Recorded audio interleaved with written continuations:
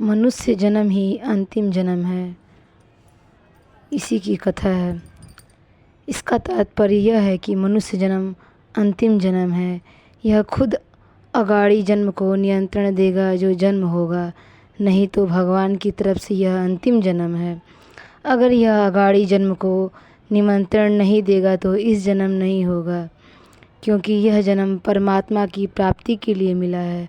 भगवान कृपा करके मानव शरीर देते हैं। इसका तात्पर्य क्या है कि भाई तुम अपना कल्याण कर लो, सदा के लिए मुक्त हो जाओ। भगवान की कृपा कोई मामूली नहीं होती, यह सर्वोपरि है। इस प्राणी के लिए मुक्ति का अवसर दे दिया।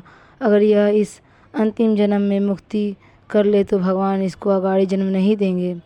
अब जन्म होता है तो केवल इसकी खुद के स्वीकार करने से होता है। ऊंच नीच योनियों में जन्म होने का कारण गुणों का संग है। इस मनुष्य जन्म में भगवान ने एक बहुत विलक्षण शक्ति दी है, उसका नाम है विवेक। विवेक का मतलब इसके सामने उत्पन्न और नष्ट होने वाली दृष्टि रखी। यह इस बदलने वाली दृष्टि को प्रत्यक्ष देखता है। सब प्राणी उत्पन्न होते हैं और मरते हैं, आते हैं और जाते हैं, दिन होता है और रात होती है, जागते हैं और फिर सोते हैं, और इससे संसार की अन्यथा साफ दिखती है। आप इतने बैठे हो, विचार करके देखो, इस संसार की अन्यथा दिखती है कि नहीं? एक रूप से नित्य रहता है नहीं, न दिन रहता है न रात रहता है, न शीतलता रहती है न गर्मी रहती है, न वर्षा रहती है, न जागृत रहता है न आदमी सोता ही रहता है, न भूत रहता है न वर्तमान रहता है न भविष्य रहता है।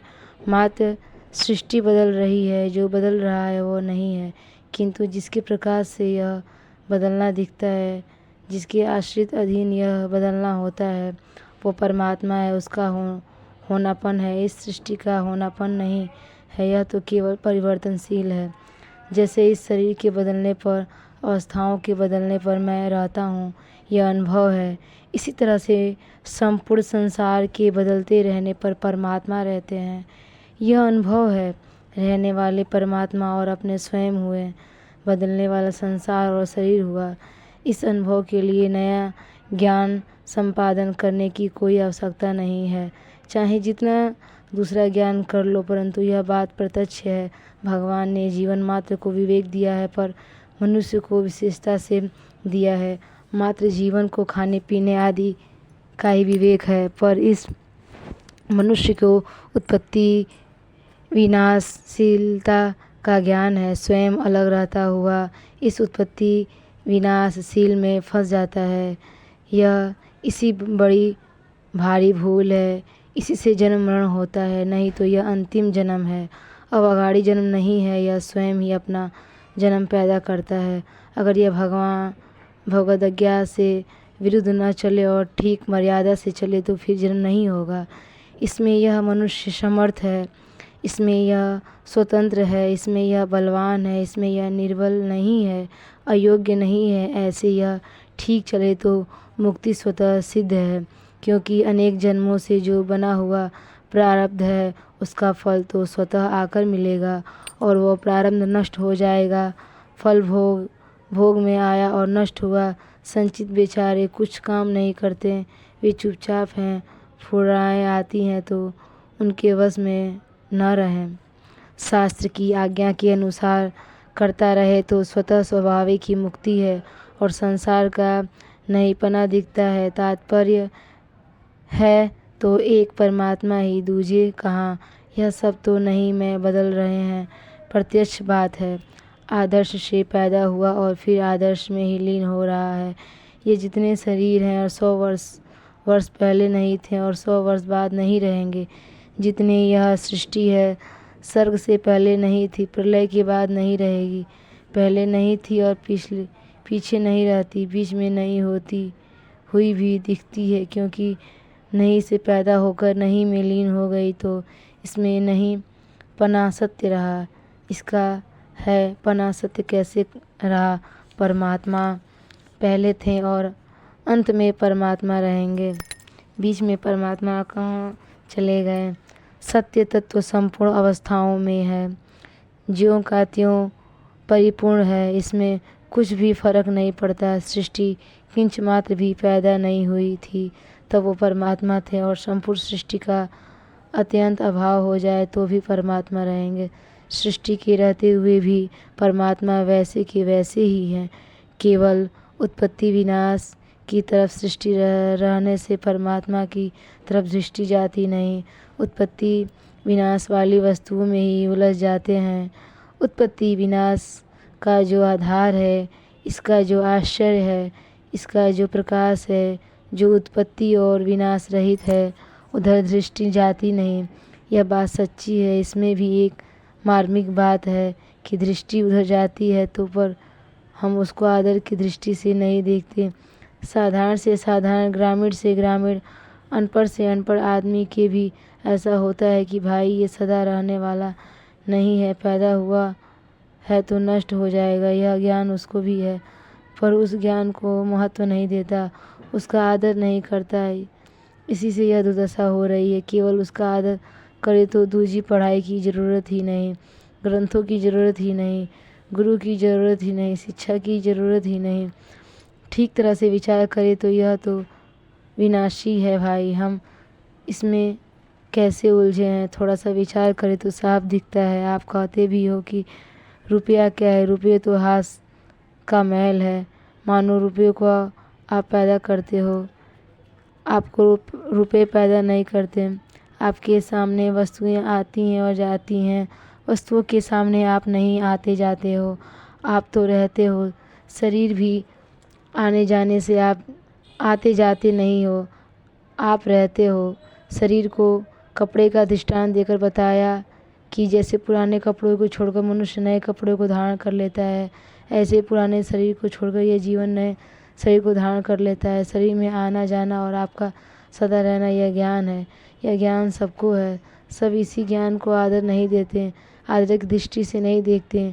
आप बताओ, सच्ची बात करने वाला है कि जाने वाली? आने जाने वाली सच्ची कहाँ है?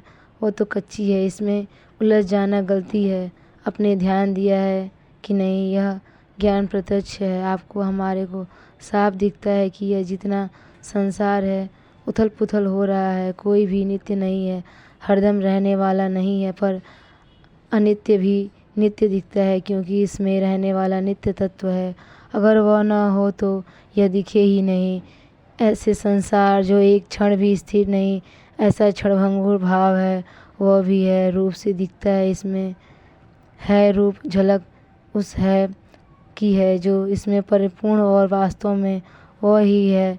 इस वास्तव का वासुदेव सर्वम, सब कुछ परमात्मा ही है। यह सब कुछ परमात्मा ही है, इसमें यह सब कुछ नहीं है, किंतु उस जगह वही है जो वासुदेव है।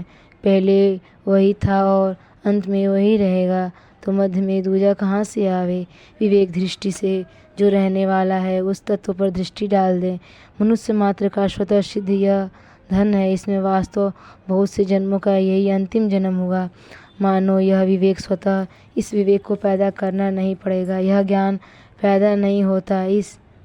इस है की तरफ से केवल दृष्टि डालना है।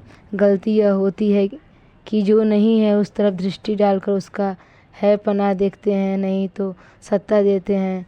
यह गलती होती है, नहीं तो सत्ता न दे, जो है उस है को सत्ता दे। जो एक क्षण भी स्थिर नहीं, वह सर्वम हुआ और नित्य रहने वाला तत्व वासुदेव हुआ। उसको जान लिया तो अब बस आगे जन्म का कोई कारण नहीं, क्योंकि गुणों का संग होने पर जन्म होता है, और गुणों का संग न करे तो मुक्ति तो स्वतः सिद्ध ही है। सबसे अतीत तत्व स्वतः है, और संपूर्ण जिन ज्ञान में प्रकाशित होता है वह ज्ञान भी स्वतः है।